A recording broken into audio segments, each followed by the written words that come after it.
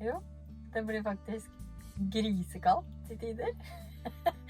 Men jeg prøver nå å tenke positivt, så da går det stort sett bra. Så er det utrolig koselig også. Da har jeg akkurat våkna, og det er faktisk ganske kaldt i dag. Så jeg skal fyre i peisen snart. Det er -10 eller noe, og det har faktisk blitt masse is på vinduet. Så nå går det ikke an å se ut, heller. Sånn ser det ut her. Ja, og så med varme, så har jeg jo fått min lille peis, eller vedovn da. Og da så jeg lille vedlageret mitt. Nå er jeg baki her.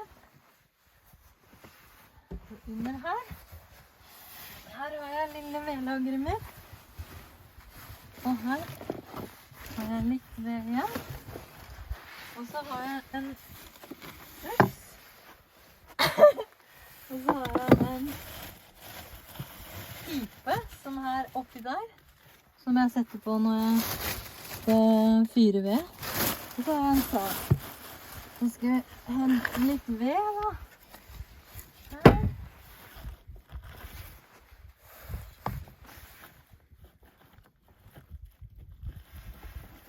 Sånn, det er ikke så store vedkubbene. Sånn.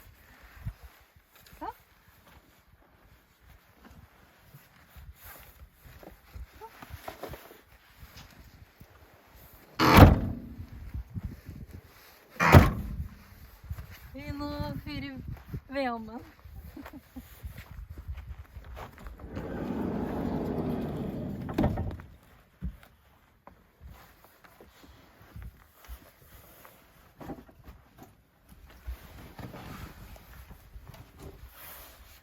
Her har vi jo da noen sånne små kubber. Og da bare kan jeg putte det inn i denne lille peisen her. Sånn. Og sånn. Og sånn. Se her, ja. Sånn. Så putter jeg noen små kubber inni her. De er ikke så store. Sånn. Og så er det bare å fyre på. Og så lukke igjen. Da blir det godt og varmt. Jeg har akkurat fyrt i ovnen. Det blir sånne små minikubber.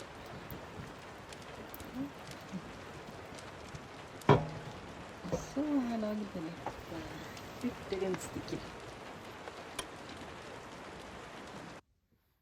Ja, det er egentlig masse flere enn 5 positive ting.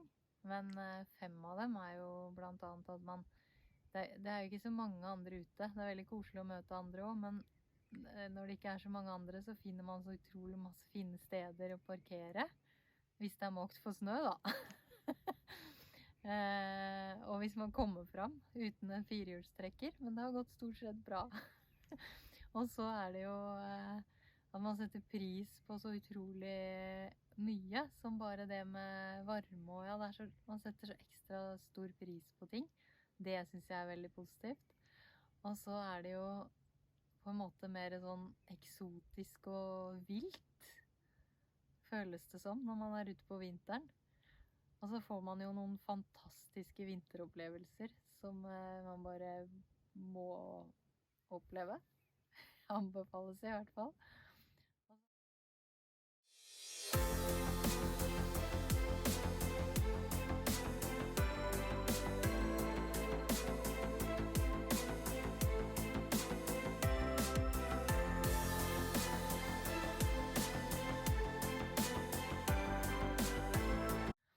Og så er det jo utrolig fredelig ute. Når man kommer til steder, så er det på en måte ikke så mye turisme og så mye mas rundt da. Folk har tid, og det er så rolig, og ja, det er ikke så travelt dit man kommer.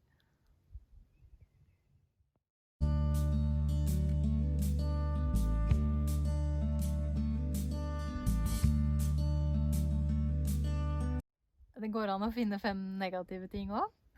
det er jo faktisk at bilen liker seg ikke så veldig godt på vinteren.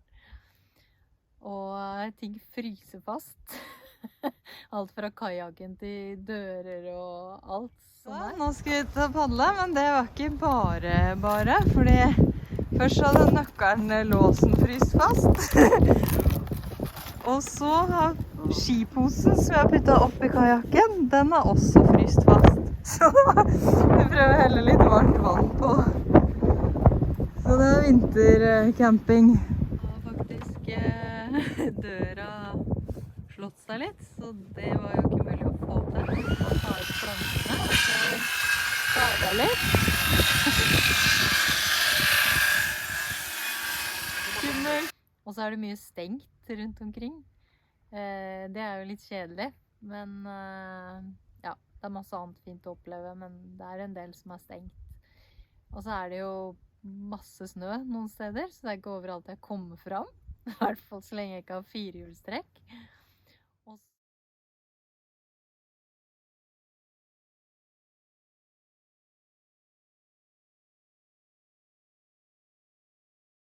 Og så, ikke minst, så er det jo iskaldt til tider. Så da trekker vi inn i stedet.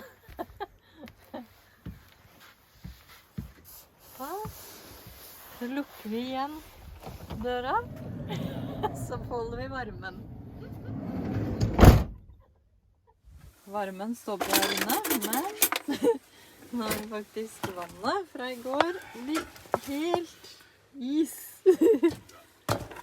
En aloe vera-planta lever sånn halvveis da.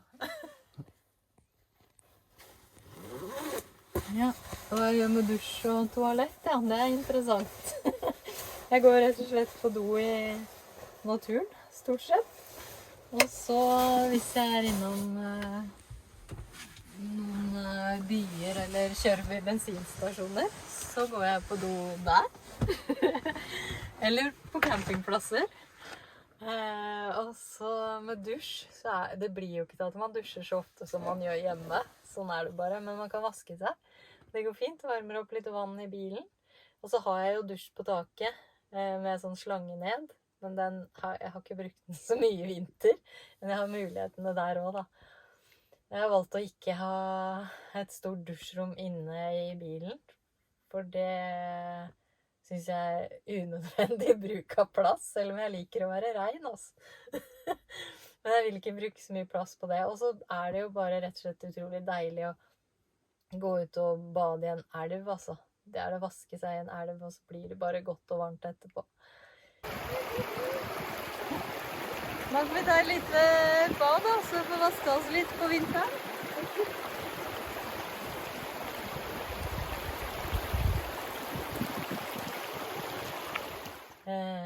Ja, og så kan noen ganger bli det litt ekstra luksus, så blir det campingplass. Eller hos noen man kjenner på veien, eller blir kjent med. Og så hender jeg innom spa. Ja, rett og slett. Vann da, det er jo, har jeg jo tenkt på at det er ikke bare på vinteren. Men det har gått bra, stort sett. Bortsett fra en gang når det var minus 15 eller 20. Det var sikkert minus 20 eller noe i det. Så da ble jo selvfølgelig vannet tett her. Så da satte vi varme om, og nå har det simt opp. Vi har vannet i dunken her, og så opp hit, og så her begynner kobberrøret som går rett opp til vasken, som viser etterpå. Og så er det vannet ned her, som rett og slett bare renner rett ut. Så det har egentlig gått veldig bra. Og så kan vi gå inn og se. Inne hvordan det har gått her.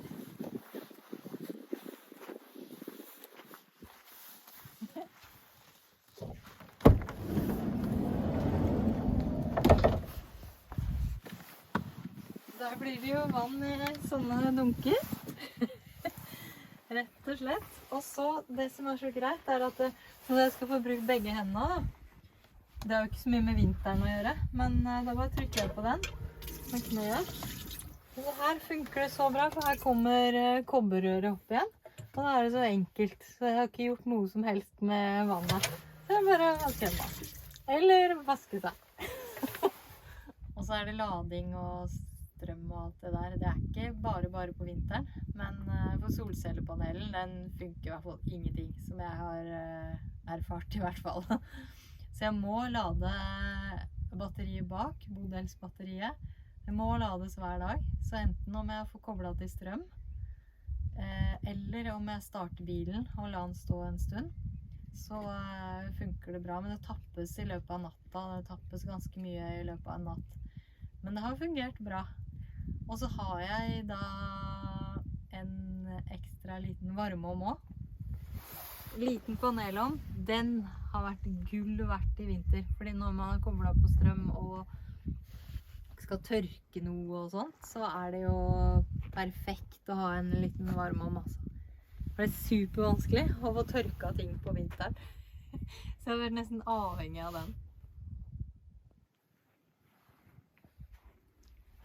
Tips til vintervanlife. Ja, nå har jeg jo bodd i bilen i stort sett hele vinter da.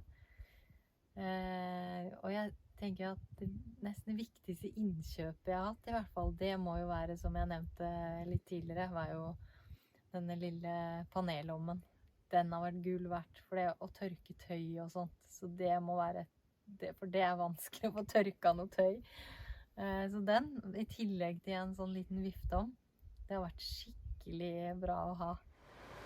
Det rett og slett iskaldt i dag, sikkert minus 20 grader.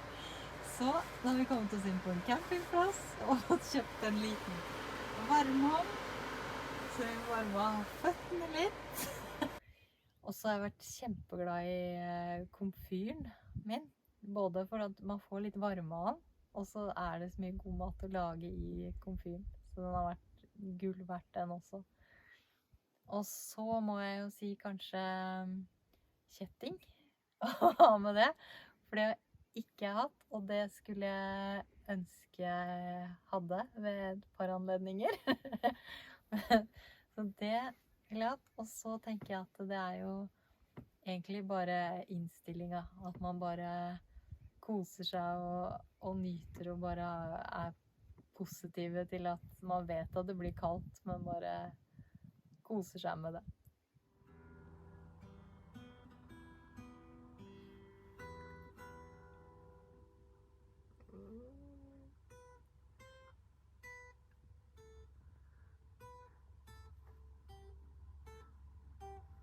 Så lykke til med vintervanlife. Det anbefales virkelig.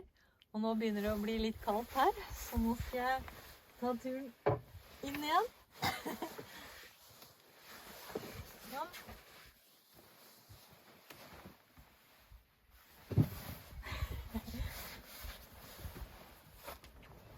Ha det bra. God tur.